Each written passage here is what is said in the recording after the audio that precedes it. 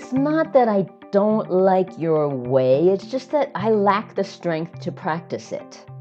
And the master said back to him, those who lack the strength will come to a halt halfway, but in your case, you are drawing limits before you even begin. I'm Michael Max, and this is Geological. I've had and continue to have patients who would like to get pregnant, but they don't even have time in their overscheduled lives to knock boots. There are patients who would like instant relief for pain that's grown like twisted, gnarled wood into their body-mind for a decade or so, but instant relief is usually not in the cards.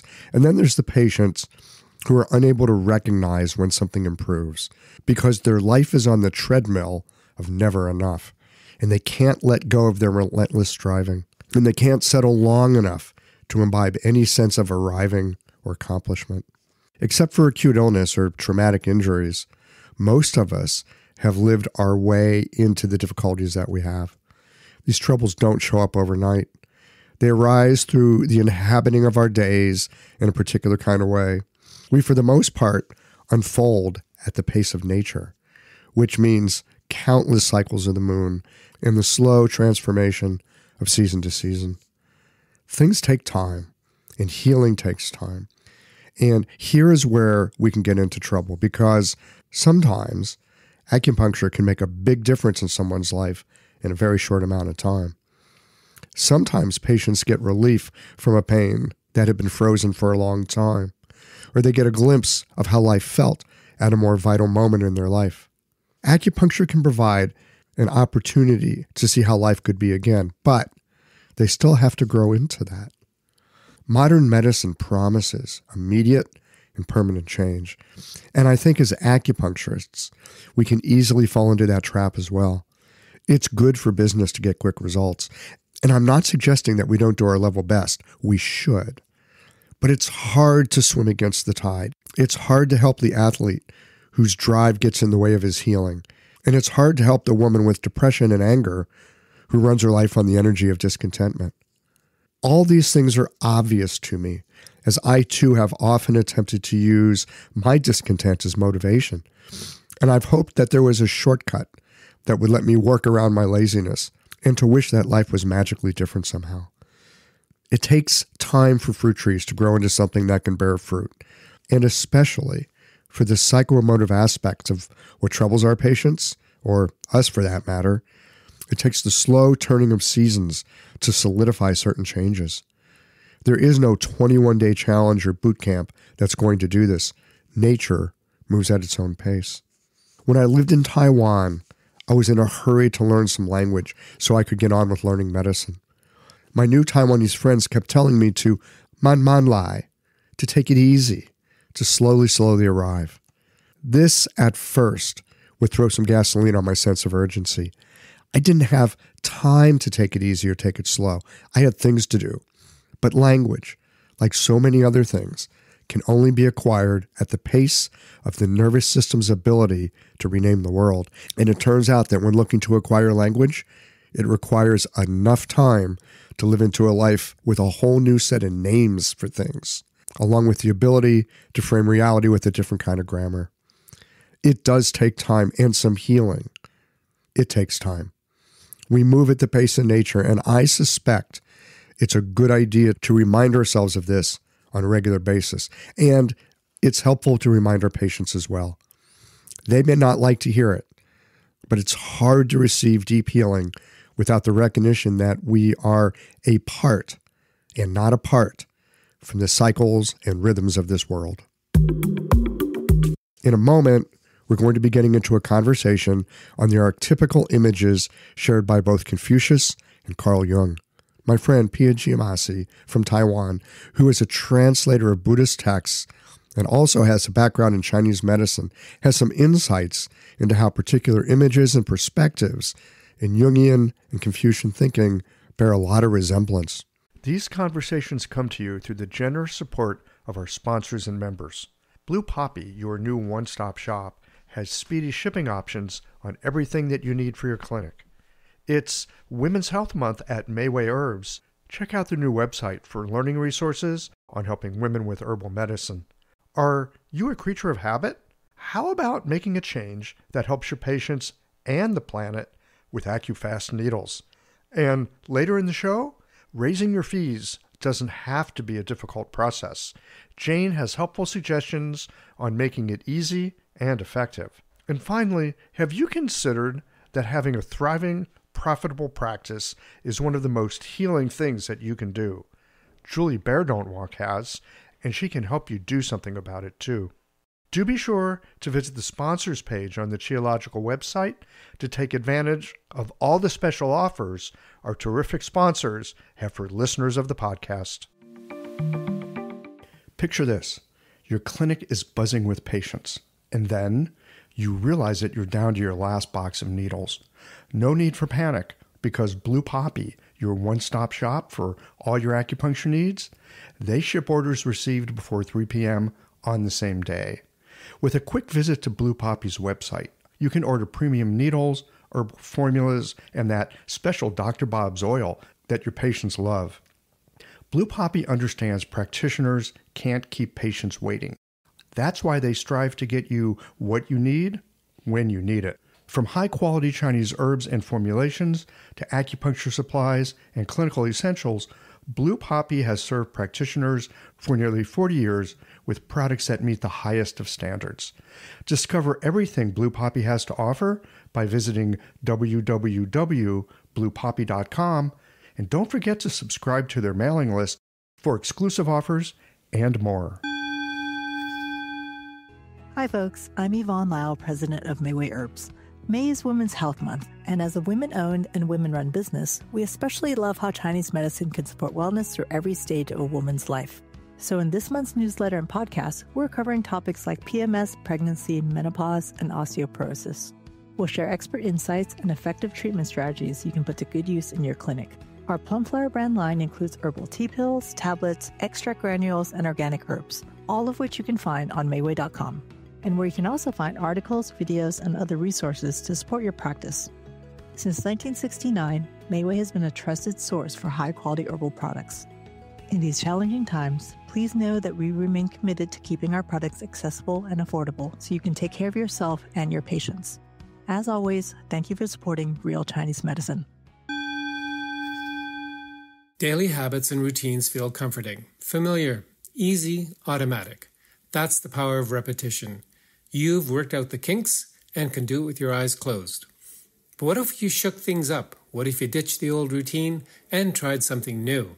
Hi, I'm John Sten. I've practiced acupuncture for over 30 years, and together with my wife Kelly, we created the world's first eco-friendly acupuncture needle.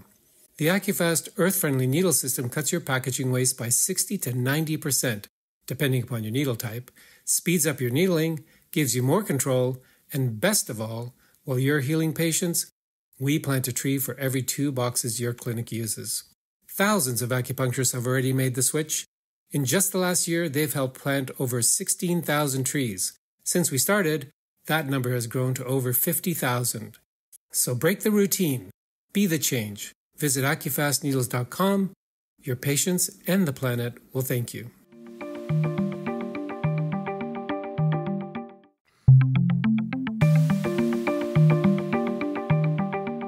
Hey friends, I've got Pia Giammasi with me today. She is in Taiwan. Ooh, I love Taiwan. And I'm here in St. Louis. Pia is a friend of mine who lives in Taiwan. She is a Chinese medicine practitioner. She knows Chinese medicine, and she is a translator of Buddhist texts, including some lovely work by one of her teachers, Master Nan. But we're not here to talk about any of that today. Today, we're here to talk about Confucius and Carl Jung.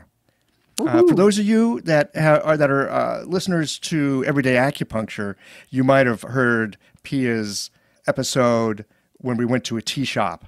I'll put that in the show notes because that's a really fun episode. But today, no tea shop, just Pia. Pia, welcome to Qiological. Hi, nice to be here. Thank you for the invitation. Well, you know, you were visiting here in St. Louis earlier in the year, and you told me about a project that you were working on where you were looking at Confucius and Carl Jung's work. And it kind of blew the top of my head off, Confucius and Carl Jung. It took me by surprise as well, actually. Tell us about that. How did you come to all this?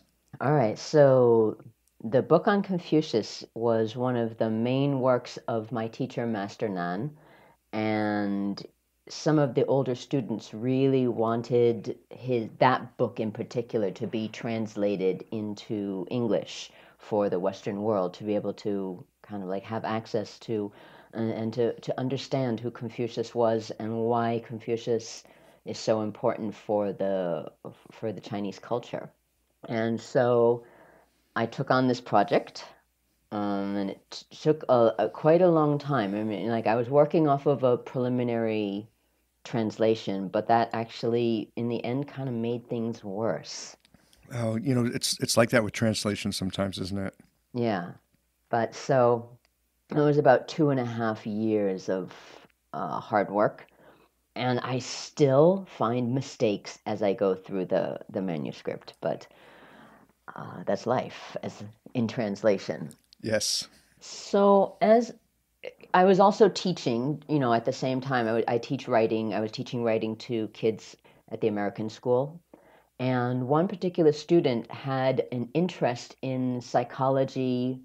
And in particular, he was kind of working on issues with his own masculinity, Hmm. coming of age, and that kind of thing. And I had read online about a book called King, Warrior, Magician, and Lover. And I thought this might be an interesting book for this young boy. So when I went to the States, no, no, sorry, it was before that. I had looked online and started reading about it, and looking at those particular archetypes that were kind of outlined, the positive qualities and the negative qualities of each of the four archetypes, I started to see that Confucius had been setting up the same standards and was using figures and people of his time who are kind of examples of the negative aspects of each of those archetypes. And it just kind of overlapped and merged all in one fell swoop. And I'm like, oh, wow, look at that. It's all there in the Confucian Analects, both with Confucius as an exemplar and also some of his students, and also within his teaching, how he describes and talks about various people of that time. So who are the people so it sounds like what he's doing is he's looking at people who are the bad example. Does Confucius also talk about the good examples, the exemplary, Oh, he mainly talks about the good examples. mainly the good examples? Okay. Yeah. He sets up standards for people to measure themselves and to against, and also to try to work towards. Hmm. Tell me more about these standards. Mm. All right. So if you look at, we'll work from the four Jungian archetypes, Hmm. and I chose this book particularly because it was a young man coming of age, and Confucius also worked.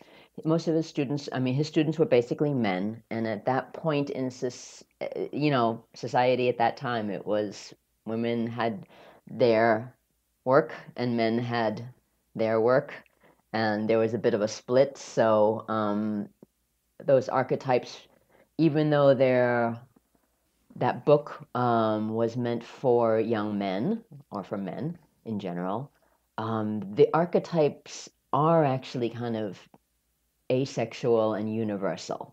Hmm. So the king is more like how to be, Hmm. and the warrior is about how to do, and the magician is about thinking, and the lover is about touching and being touched by things. So as Confucius he talks a lot about how to be and how to do, Hmm. There's your king and warrior. yeah, and also about how to think and how not to think. As far as the lover about being touched, he doesn't have quotes, but he always, like, for example, to his son, he told his son that if if you don't want to be a wallflower, if you don't want to stand there and not be able to converse with people, you have to delve into the book of poetry in order to be able to connect with people. Mm-hmm. So you need to know something about being touched to be able to connect with folks. Yeah. And Confucius himself, he would have these evenings or these gatherings in which, and I think this was, I don't know if it started with him or if this was part of the culture originally, and it is still kind of true today in smaller circles of the literati, or literati, however you say it. One person would make a poem or create a poem and recite it, or half recite, half sing it. And then another person would, in response to that, if they were touched by that, they would write a poem in response and either sing it or recite it back. Mm-hmm. So this is what people were doing before Netflix came along. But seriously, so was this a way of passing time so that it was pleasurable, or was this a way of teaching and sharing information? I would imagine it was a bit of both. Mm. You know, it was the way they relaxed. They had a little bit of wine. Somebody was on the side playing the guqin or whatever instrument, or the flute or whatever. And then, one person's just inspired, grabs their calligraphy pen, gets out some rice paper and just writes down a few lines, and then, intones the poem. And everybody's like, all the men there are rubbing their beards, stroking those long beards that they have, and fluttering their sleeves, those long sleeves that they have, and saying, and then one of them will make a toast, and then takes the paper, and then continues writing the poem. So I've seen some etchings of poems that were like the first. You can see all different calligraphy. A friend of mine has one of these on his wall. And under each calligraphy, you would have the different stamps. So they would stamp their poem, they have their seal with their name carved into it, and then they would stamp it on the paper after that. And then sometimes if there were famous people who did these poems, these would be carved into rocks. Mm-hmm. I've seen rocks in China that have poems carved into them. Yeah, so they've been doing that for a long time. Yep. It's funny. This reminds me a little bit. We're talking about that we did a podcast from a tea shop, but I spent a lot of time in tea shops when I was in Taiwan, and in some ways, it's still a little bit like this, because you could be sitting around drinking tea. Someone comes up with something. They might share some verse or a snippet of conversation or a chungyu, right? Some kind of chungyu. How do you say that in English? All of a sudden, I can't think. Proverb. Yeah. But sometimes people will like pull out a pen, a Malby, a brush, and write a few characters, or like dip it in the thrown out tea water and just write it on the table. All right, so that bit of tradition is still alive today when you're hanging in tea shops. Yeah. Now, I love how these things. I always love when different cultures and different times come up with things that are similar. Human beings are not that different, even though we have different cultures and languages and influences of our times and all of that.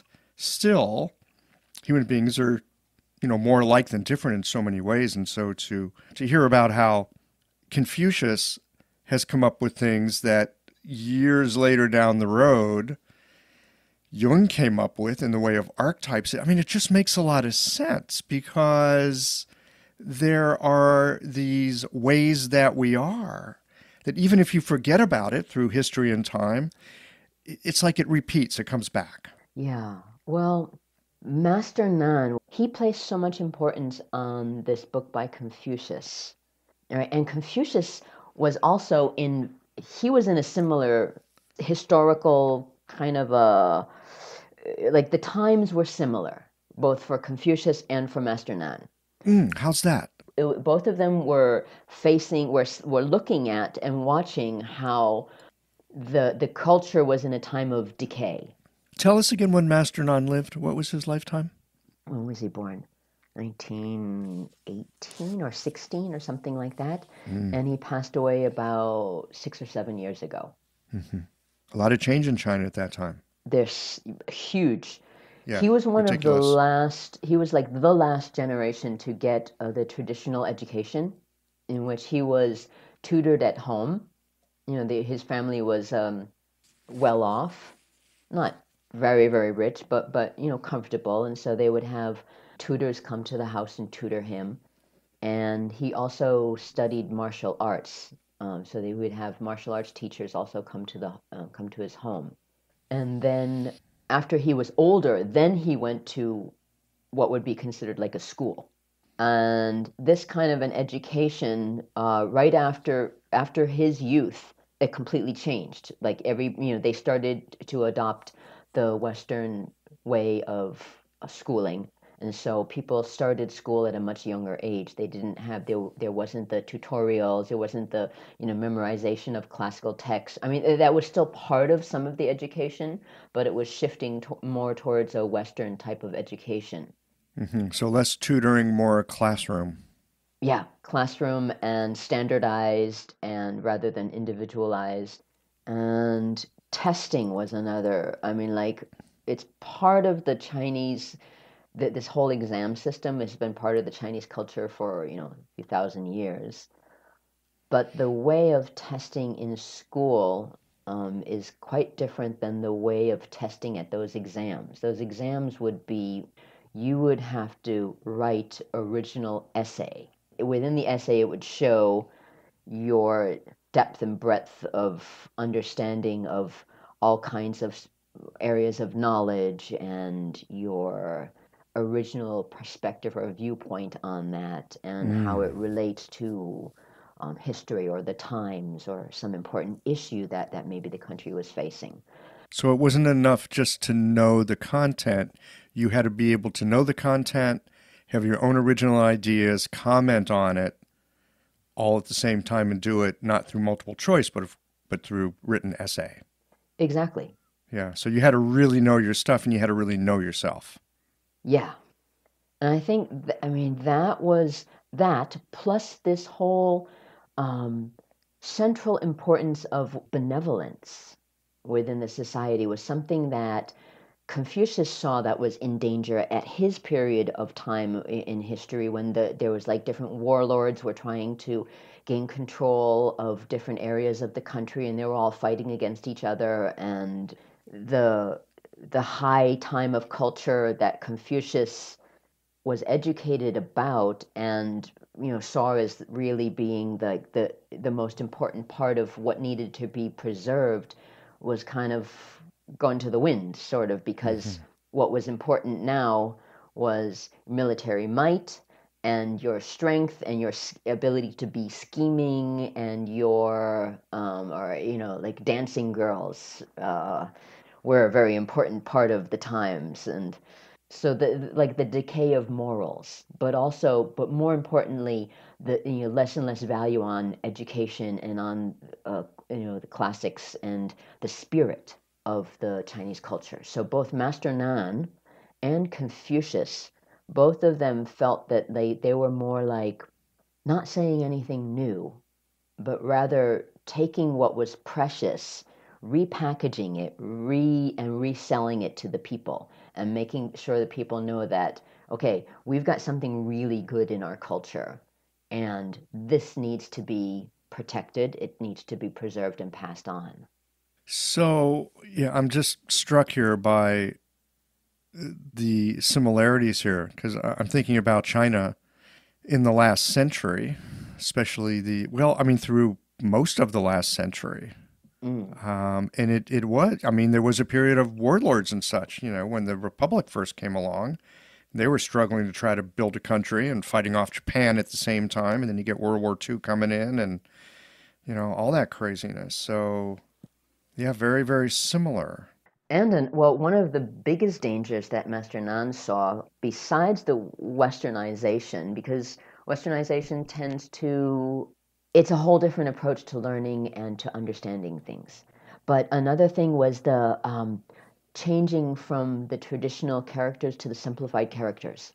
Master Nan saw that as one of the greatest threats to Chinese culture of the times. And what else did he have to say about that? What was his concern? Without being able to read, without the training, and without, from very young, using the classics themselves to train and it's called to edify your mind and your personality, that unless you work with these and start to understand the connections, because it's a pictorial language, but it's also culturally, it's like you take this piece, this piece, this piece, this piece, and then at some point, it's like, those pictures on the wall, and they're kind of like all those little dots, little dots, little dots, and then at some point your perspective shifts, and then you see a picture from inside jump out. Yes. The Chinese culture is like that. It's like that magic eye kind of thing where it just looks like static.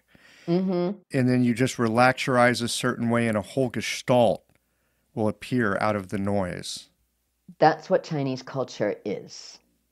Chinese culture has this, I, from having learned through Master Nan and having gone deeply into, various aspects of Chinese culture, it's fractal. The big is reflected in the small pieces, and the small pieces contain everything that the big pieces have. It's very magical. And it sounds like it also reflects, I'm reluctant to use the term universal truth. That seems a little ostentatious, but let's say it reflects things about human beings that are sort of innate to human beings. You could definitely say that, and I would even go further, because the whole basis of the Chinese culture, one of the most precious things in it, is the I Ching. And the I Ching itself, this is one of the things which you can see, it's one of the pictures that pops out, and it's kind of like, in computer language, if you were one of these people who worked on mainframes or worked on like the very deep levels of computer work, it's all zeros and ones. Right. Well, it's basically the same thing in Chinese culture, through looking at the whole world and all phenomena through straight line and broken line. This episode is brought to you by Jane, the clinic management software that honestly just makes running a practice easier. Let's dive into something that's never easy, but sometimes necessary: raising your fees. It can feel awkward, right? But here's a tip that can really help. Consider offering flexibility to your patients as you introduce the change. When patients face new fees, it's natural for them to feel uncertain or concerned. That's where flexibility can really make a difference. Offering options like a phased increase, suggesting a payment plan, or even taking a moment to talk things through can help to ease the transition. These thoughtful gestures show your patients that you're listening and care about them, which strengthens the trust you've worked so hard to build. If you're looking for more ideas on how to navigate these kinds of changes, head to frontdesk.jane.app and check out the article, How to Tell Clients You're Raising Your Fees. One last thing, if you're ready to give Jane a try, you can use the code CHIOLOGICAL for a 1-month grace period on your new Jane account. I've noticed this too. And my modern mind looks at it and goes, oh, isn't that cool, right? We've got this amazing computer technology, works on ones and zeros. We've got things like the I Ching or yin yang, ones and zeros. And so there's a part of me that goes, wow, that's cool. But there's this other part of me that totally does not understand how we get from like a binary on or off to the fantastic complexity of the world that we live in. this might be a detour from Confucius into something else, but I'd like to get your thoughts on that. No, I mean, I think this is part of what being able to penetrate and access and understand and utilize the wisdom that's held within the I Ching is one of the major things that Confucius also wanted to preserve. That knowledge of, because from the I Ching, numerology, astrology, music, medicine, politics, interpersonal relations, cycles, large and small natural and socio-political cycles, and on and on and on and on are within the I Ching. And so he did Confucius did a commentary on the I Ching. Master Nan did a commentary on the I Ching. That was one, I think, within Chinese culture. And they say it came from a previous culture and was left, like a pre-Ice Age high culture that had all but been destroyed on this earth. And it was like the distilled wisdom of that culture that was left behind. And ancient Chinese people were able to penetrate and access and understand and pass that that information or that wisdom onward through their culture. There was also the other piece that both Confucius and Master Nan placed vital importance on was the spirit of benevolence, the spirit of this thinking that in order for me to be my best and to be really truly well, everybody needs to be well and happy. Isn't that a very Buddhist idea as well? I mean, isn't that kind of a bodhisattva idea that... It really is, isn't it? It sounds very similar, that I'm not going to nirvana until everybody else is on board that ship. Yeah. I mean, maybe Confucius was a bodhisattva disguised as an ancient sage. People would argue that for sure. The term benevolence, this is the character in Chinese, this is Ren, right? Or Renzapang, yeah. And then you got like two horizontal lines. Yes. That is such a weird character to try to translate and to understand. That is just... It is. It's one of those elusive characters. It seems super elusive. Can you unpack that for us? Well, as best I can.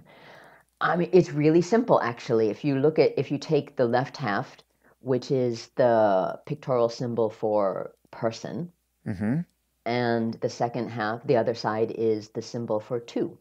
Yes. How do you get to benevolence from that? So we don't live in this world alone. There's always self and other. So if your self, the left half, is going to be getting along with other people, the two, without benevolence, the character is going to split. Or either you're going to kill each other, in which case there's going to be nothing left. So in order for the left half and the right half to stay together, you got to be nice to each other. So it brings up this idea, and of course us as Westerners, right? We have this whole independence, I can get by without anybody. Of course we find that that's not true. That doesn't last for very long. You know, I mean, it's, you want something to eat, you're dependent on countless people's labors and efforts. So just as simple as getting a meal. But yeah, the idea that there's a self and the idea that there is a not self and that you need both of those to have a self. You can't have a self without non-self. Yes. Which is a bit of a paradox. That's the essence of the Heart Sutra right there, Michael. Really? Yeah. So benevolence. I mean, again, this is a word in English. I can't say that it's used much in common language. No. And I'm not even sure that most people know what that means in terms of how you would behave or what you would do or how it's important. In the introduction, I gave a little bit of an explanation to help Western readers. And the best way I can put it is to have it as the habit in your mind. I mean, it has to become such a habit that it's innate, in which You always hold in your heart the best intentions for all of the people and beings within your sphere of influence, no matter how small or big. So whether you be your sphere of influence is within a household, whether it's just you and your dog, whether you are the head of a state, president of a large country, or manager, you have a team of however many people.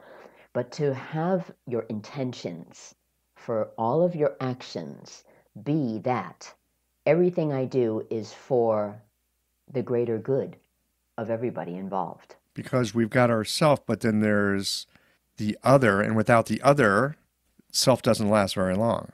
We are a collective existence. So it reminds us of our collective nature. And how many little microbes are in our bodies? Come on, we're not even a single self as far as the body is concerned.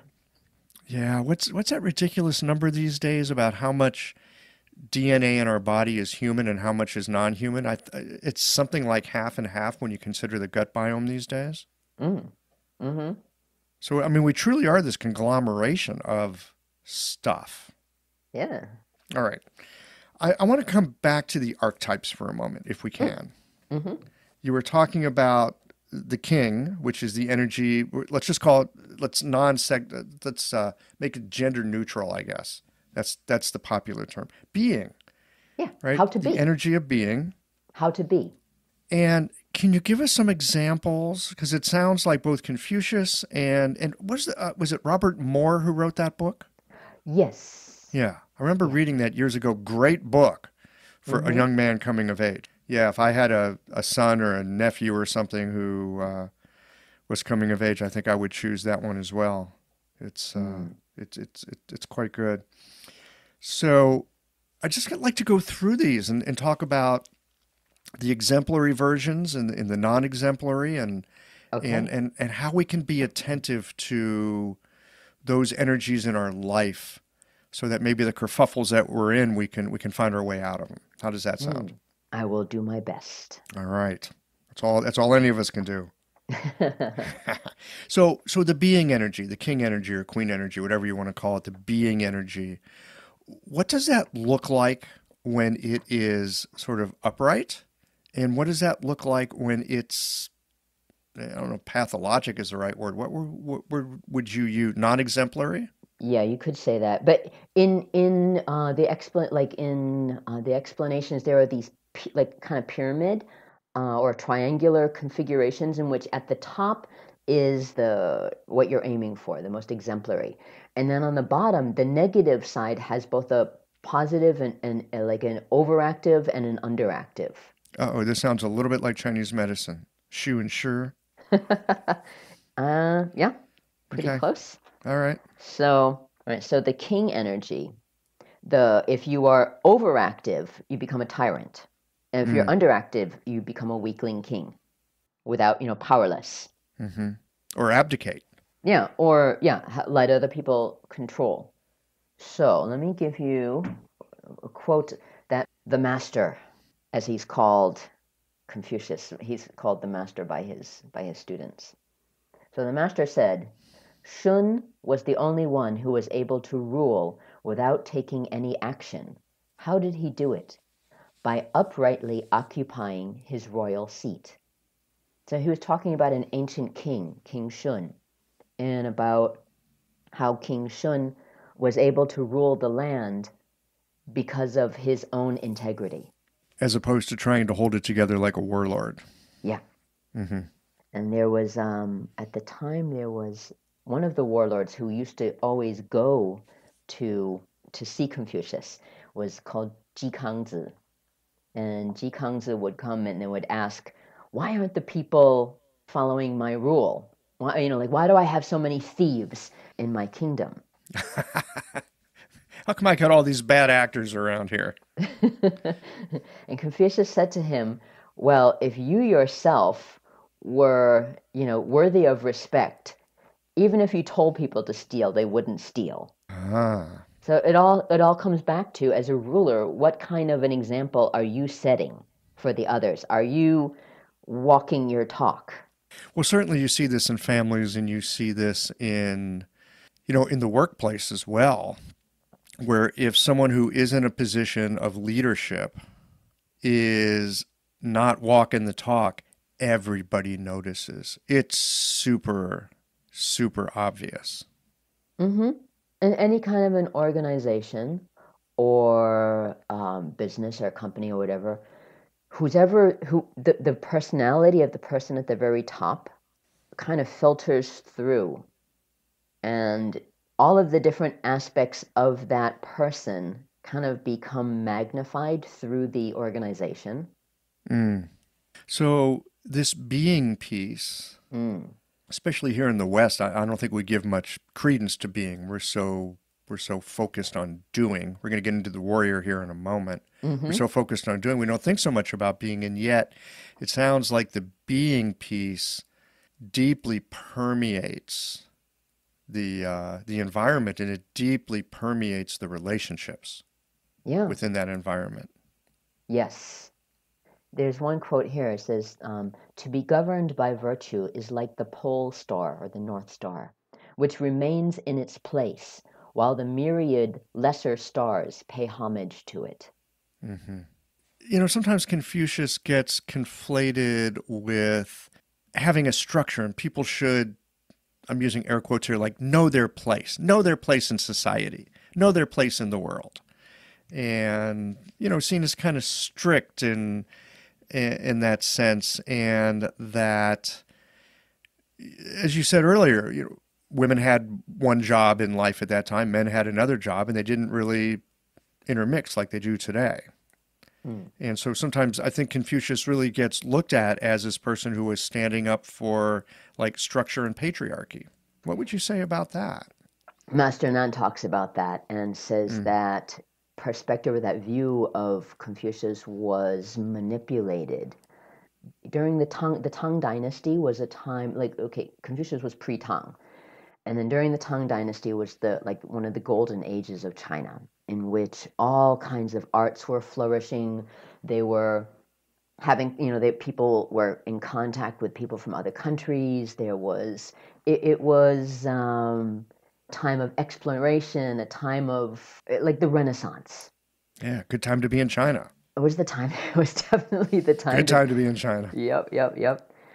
And then from within that, as that peaked, there were these people who wanted power, but they also were conservative in their thinking. And so they were trying to promote their particular conservative idea. And we're not getting far in the main cities because that was where all of the cultural action was. And they went to the outskirts and found support by people who were kind of a little bit alienated by all this unconventional new stuff, and kind of like found support with them, and slowly built up his base of power and took power. And then he imposed a very conservative viewpoint of Confucius in order to make that the supporting, the philosophy that kind of supports their political stance and power. They put women back in their place. Clothing should be non-revealing, etc., etc. This kind of thing. And Confucius, Confucius, who is the father of our culture, although Confucius would have something to say about that, he would say, "I'm certainly not." But he had his particular conservative perspective be the standard by which all people in the government, they had to adhere to his particular perspective. And that kind of a conservative standard kind of like went on for many generations, quite a few hundred years. The power of Juxi's conservative perspective kind of like had a stranglehold on China to a certain extent, and on the scholars and on the exams. So Master Nan said, if you look at pre-Juxi explanations of Confucius, they were not stiff. They were not super conservative. They were, Confucius himself was a man who was very much alive, very much promoted the, happy lives for people. And yes, he did promote, or he did place a lot of importance on the rituals and things like that that were passed on from his time. But it was only because for Confucius, the rituals were the times when people could come a little bit closer to something a little bit more spiritual. So the rituals were more like the wrapping for the spirit, which was like the invisible man, and that culture and those rituals were kind of like the cloak of the invisible man. This is interesting. So, we see this, the way that human beings today will take and manipulate ideas and information, right? You've got someone like Confucius who carries a lot of authority in Chinese culture for good reason. And then you just kind of like cherry pick pieces of that and say, well, this is what he actually meant. And you're pulling on the moral authority, but at the same time, you're putting your own agenda through there. And, we see religions do this all the time. Oh, yeah. Right? This is any good politician knows how to do this very, very well. It's just one of the things that us human beings tend to do, which again comes back to what you were talking about with the being, that there is the, infusing with benevolence, or there is the trying to manipulate and, enforce your will, which creates a whole different situation. Totally not what Confucius was all about. He pointed out people should be temperate, they should be kind, they should be courteous, restrained, and magnanimous. We could use some of that here in the United States these days. I guess we could use it anywhere and anytime when you come right down to it. Those are things that build good relationships. Yep. And look at here. Look at what he says to Giammasi. So Giammasi comes and asks, "What can I do to make people be respectful and faithful and educate one another?" He himself was a warlord, and Confucius said, "Treat them with dignity, and they will be respectful. Treat them with kindness, and they will be faithful. Promote the worthy and teach the backward, and they will be able to educate one another." So it was not about force. It was not about top down. No. It sounds very Tao Te Ching-ish, doesn't it? Yeah. He and Lao Tzu were good friends, actually. They had great respect for one another. They were contemporaries? Yes. They were contemporaries. Yeah. Is that cool? They were like Facebook friends. So I guess I shouldn't be too surprised that Lao Tzu sounds a bit like Confucius, and both of them sound a bit like the Tao Te Ching, and both of them kind of rhyme with the I Ching. This really, yeah? And this really bespeaks this being aspect that comes down through so many different parts of Chinese culture and in the great classics that we have. Mm-hmm.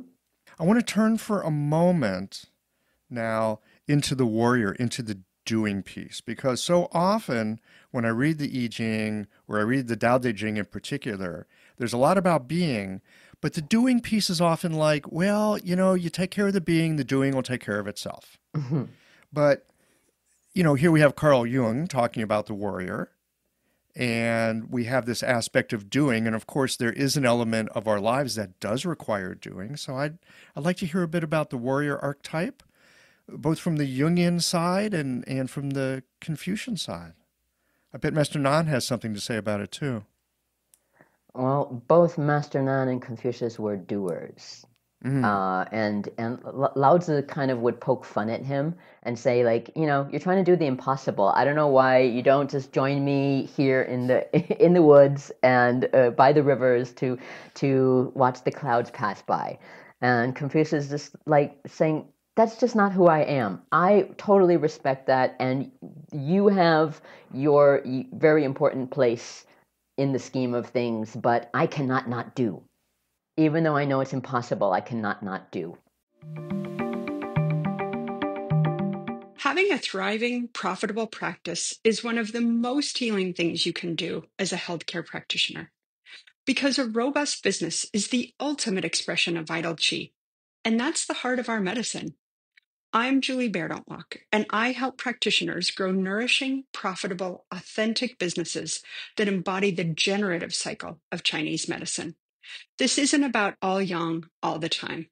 It's about expanding your own internal capacity, growing collaborative relationships with your patients for ethical patient retention, and marketing is an extension of this medicine, not a necessary evil.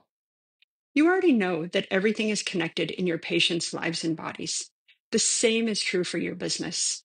When we align your systems, your schedule, your pricing, and your offerings with you, we create flow, which means more spaciousness, more impact, and more joy.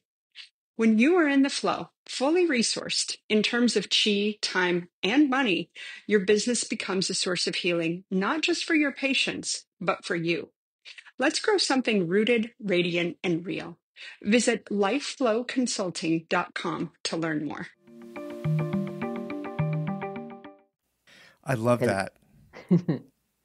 I totally love that. I mean, I tend to be one of these doer kinds of people. And so I read things like the I Ching, and there's a part of me that's like, yeah, that's nice, but damn it, at some point you got to make something happen. Yep. So Confucius falls on one side, Lao Tzu falls on the other. What does Confucius have to say to us about like doing properly or doing effective, doing in a way that doesn't injure creation? Because so often when I read the Tao Te Ching, it seems that if you attempt to do too much, you're actually going to injure creation, going to cause more trouble for yourself. How do we go about doing without causing ourselves some mischief? All right. So a lot of simple, straightforward advice. For example, somebody asked about what does it mean to be a gentleman? He does what he says before he says what he does. Ooh, right. Does what he says before he says what he does. Yep. So being exemplary in your action and thoughts. The warrior, like if it's out of balance, if you're overpoweringly warrior, then what's going to happen is that you will be in the book it's called the sadist. The negative de-energized side would be the masochist, which they're not, they allow the circumstances to overwhelm them and hurt themselves. Okay, so this is from Robert Moore's book. Okay. All right, so now let's talk about, there was one of Confucius's main students is called Zilu. And Zilu, he's a warrior. He's a man of action. And he's always talking about, like how he would, if he was in control of a state, he would be able to, make it, get the armed forces whipped up into shape and become prosperous, have everybody become prosperous, and, everybody can wear their fur coats and ride in horse carriages and throw apples to the children as they ride by. He's kind of a larger than life sort of a character who always who has these visions of himself kind of like as a combination of warrior Santa Claus kind of a guy. He would always kind of he would overestimate his own ability. And the one point he asked the master, he asked Confucius, "Sir, if you were to lead the 3 armed forces, who would you take with you?" Obviously, he wants Confucius to say him. And Confucius said back to him, "I would not take someone who has no fear to face a ferocious tiger or wade across a raging river and is ready to die without regrets. The person must approach his understanding with a sober fear of failure, but in the end successfully execute well-drawn plans." Oh, wow. Bim bam, put you in your place, Zulu. Wow. Yeah, well, we often hear this thing about, well, just be fearless and go for it, and you only live once, all that kind of stuff. But yeah, you wouldn't want to go into battle with someone who didn't also have a healthy sense of fear. Healthy sense, not too much, but enough to not do stupid stuff. Yeah. Happy to die. I'm happy to die for the cause. Yeah, you don't want that person leading anything. Right. Exactly.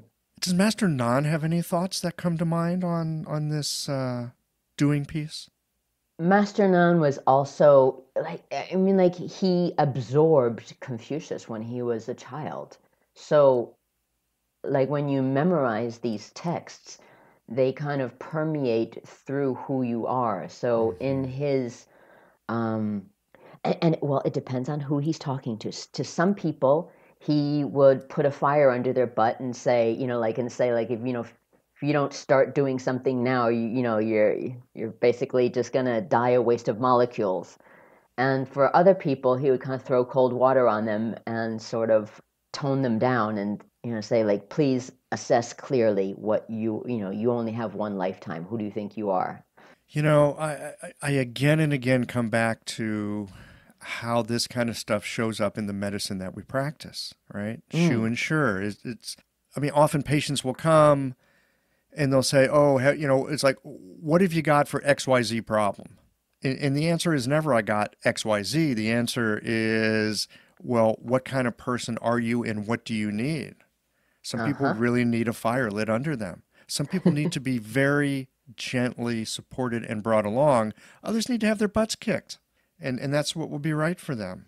So it sounds like someone who is balanced and grounded in their warrior-doer part will know what to do when for whom.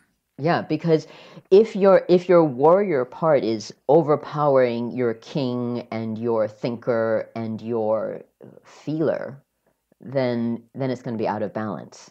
Mm-hmm. I would think a warrior would have a very keen sense of discernment as well. Well, yeah, definitely. And a healthy warrior would definitely have that. Yeah, which sounds a little bit like the magician. Didn't you say the magician was about thinking? Magician is about thinking, yes. Mm-hmm. Let me read you first a quote about the de-energized warrior. Oh, okay. Yeah, let's hear about the warrior who could use a little bit of futsa.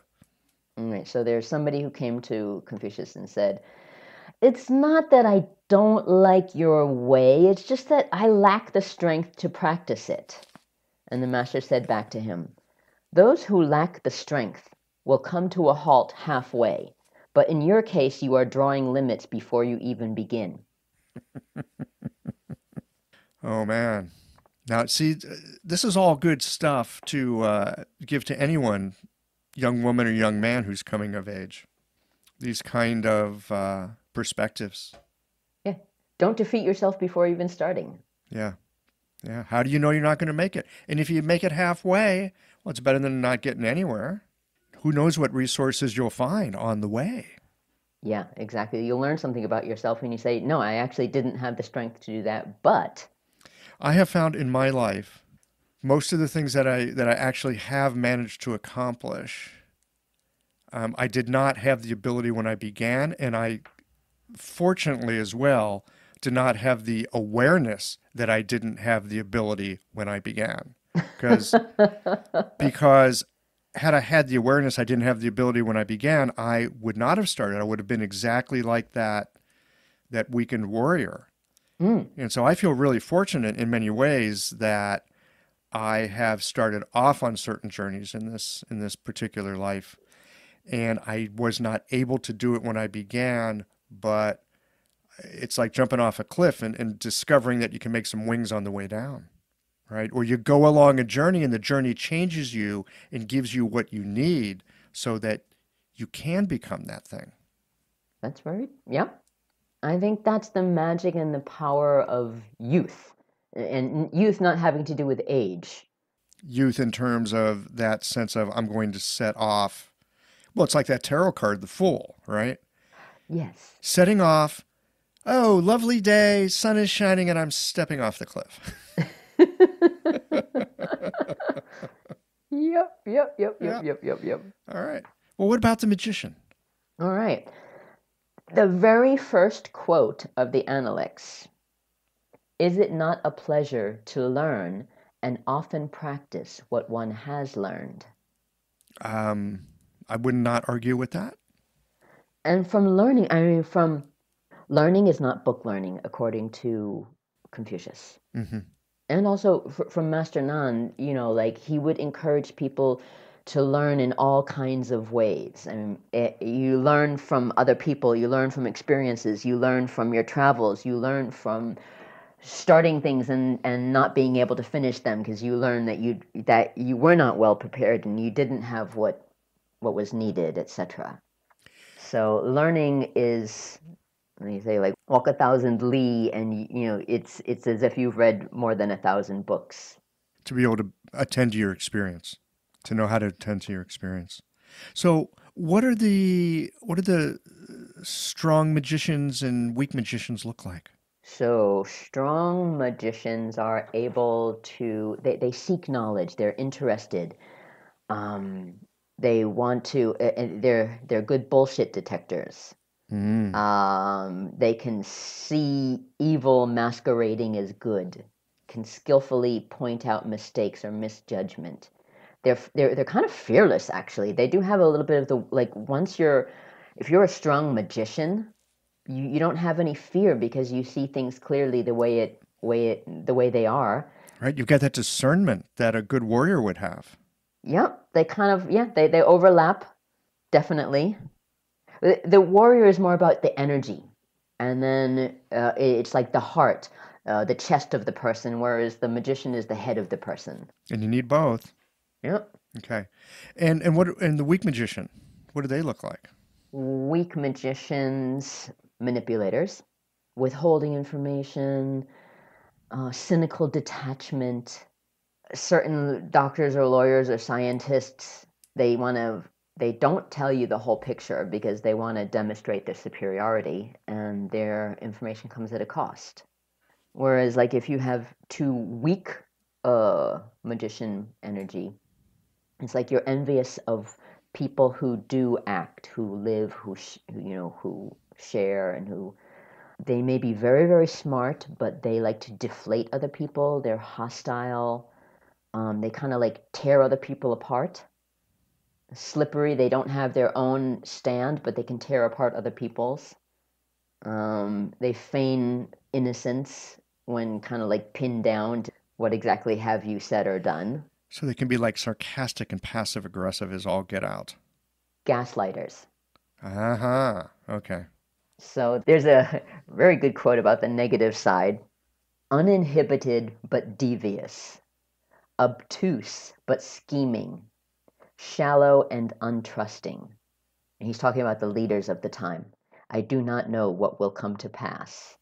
Well, we're living in times like this too. Exactly. I read this quote and I started laughing. I'm like, oh man, this could be like something from the newspapers today. It could be something from the newspapers today. Yeah, I mean, there's amazing things about the time that we live, but there's a lot of darkness in it. A lot of this. It seems, when we look at how yin and yang works anyway, it's never that there's one age where you've got all one and none of the other. There's just varying amounts, and I suspect distributed unevenly at that. Right? Yeah. Even in any dark age, you're also going to find incredible people doing incredible things, partly because it is a dark age. Yep. Those points of light are particularly bright in the darkness, yeah. Mm-hmm. Let me give you one more quote.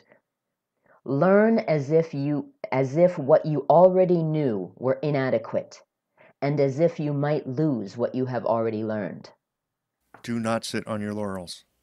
Would you read that again? I want to hear that one more time. That really went through me. Learn as if what you already knew were inadequate, and as if you might lose what you already have learned. Wow. Yeah, that one really rings a bell for me for some reason. And Master Nan always said, you're not learning for this lifetime. You need to learn for the next life, because you bring with you the kind of culmination of what you have cultivated in your past life. So what we learn in this life will set us up for what we're going to work on in the next one. Mm-hmm. So put your time in now. Anything else about the magician that you'd want to share? I think we've touched upon some of the good point. Okay. So this is about for also for leaders. Deceptive words throw ethical values into disorder. Lack of forbearance in small matters ruins great plans. Sounds like Tao Te Ching again. Yeah. Thanks, Lao Tzu. Integrity. Yeah. Let's turn to the lover. This Confucius is. Yeah, what's he got to say about this? He's so funny. Okay, let's look at the lover. The lover is somebody who feels the understandings and like looks for beauty and luminosity and has a heightened sensitivity, artists, poets, and they like to go beyond boundaries to experience what's on the other side and to see like do I have that potential? What is the other person experiencing? And they're able to so lovers, people who the lover energy is very strong, they don't have shame about body. They feel very deeply sensual, but they're in awe of all of the splendor of what the senses bring and what is out there. But on the negative side, if one is overactive lover energy, they get addicted. They're addictive. So lost in the sensuality, whether it be music or cars or drugs or sex or smoking or whatever. They lose themselves in the moment of pleasure and they cannot detach. They get lost in the parts. They lose sight of the whole, and they get overwhelmed and they lack boundaries. So the addictive type person might have an overabundance of this lover type energy. Yes. Underactive, life is flat, boring. They don't have they lack sensitivity. They cut themselves off from others. They're numb to other people's feelings. Probably that would feed into kind of like that sadistic energy of the warrior. It could. I would imagine that those would be a pair. Mm-hmm. And of course, we all have all aspects of these energies within us. Oh, definitely, absolutely, yes. And without them, we would be out of balance. What does Confucius have to say about this lover type energy? He himself, he listened. There was a piece of music that he listened to, a particular music performance, and he was so touched. And he was just like, he said, I can't imagine that music could reach such a state of perfection. And he said for about 3 months, food had no taste. Huh. One could say that he was a little bit over in that particular. A little over in that. Yeah, I could see that. Well, I would think that an abundance and excess of lover energy would be incredibly pleasurable and delightful. I mean, how could it not be? But then you lose yourself. Then you lose yourself, and then there's no self to enjoy the pleasure. Yeah. Right, so here's a quote in which Confucius was talking about a particular poem. It was the first poem of the book of poems. And it's a poem about turtle doves. And he said that in the turtle dove poem, there is enjoyment without being lustful and melancholy without despair. Even there's feeling, there's touching, there's going beyond the self, but there is also measure. And there's, it's like you don't go too far.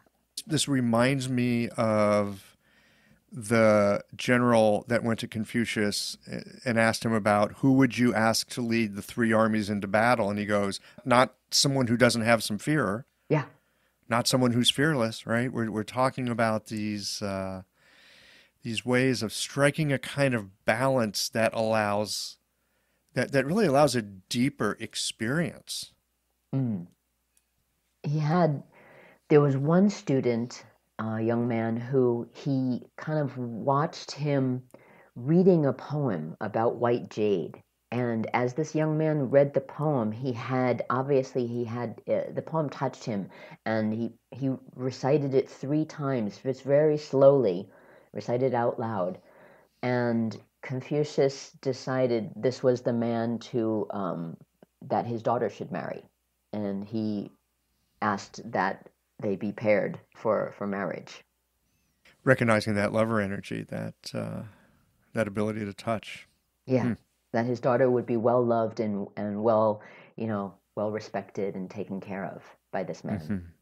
What about Master Nan and his thoughts on this?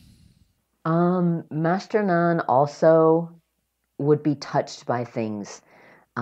He would, we'd be talking in some nights, and then he would ask somebody to, sing a song or recite some ancient poetry or something like that. Or he would do the same thing too, and it was very beautiful when he would recite. I'm so struck here by the similarities across time and culture and space. I guess I shouldn't be surprised by it, but I still am. And it for me, it's a real pleasure is not the right word, but it's like an affirmation that there are these aspects of us that are human beings, these incredible mixes and balances. And it's been recognized across time, across culture, through various places, that we have these kinds of energies within us, and what we do with it and how we work with it can allow us to have a really lovely, well-lived life or we can bring a lot of trouble upon ourselves. Yes, very much. Pia, anything else that you would like to share with us before we wind this down for tonight? There was Confucius asked a few of his students. They were all in the room together, and he asked them, "What is your dream? What would be for you happiness and success?" And one was saying that he would like to rule a state with so many chariots and be able to bring the state into order and prosperity. And another one wanted to be like an ambassador and bring peace among all of the states. And a third one was something very similar, to be able to go and be persuasive and have people listen to reason and whatever in the state legislature. And then there was one man who was playing the guqing on the side. And he asked him, "And you, Dian, what's your what would bring you happiness, and what would you consider to be successful, happy life?" And he took the zither and went, "Bring." Yeah, for me, I would love to, on the end, the end of winter is coming into spring and it's warm. We can finally shed our winter clothes. We go down to the river, take a dip, have a picnic, and we come back home hand in hand singing. And the master said, "Dian, that's my dream as well." It's like, in the end, all of this, what we've been doing, what have we been fighting for, if not but to have this kind of a peaceful life in which we can just enjoy time with each other. Well, I have certainly enjoyed this time with you. Thank you. It's been nice. It's nice to share this. Not everybody has the time or the interest in order, to listen. Well, we got these geological listeners, and they love this stuff. They love the medicine and the culture, and again, it's striking to me how we've been talking about philosophy, and we've been talking about some real exemplars of students of human nature, so to speak, and a lot of it helps us to better understand how to work with people in our clinics and how to help people with the medicine that we have. The principles are all in there. Yes, it's all microcosms of the microcosm. So you can see that you have that holistic view and have that kind of seeing all of these energies, both as physical, emotional, spiritual, then you're better able to serve the people who come to you.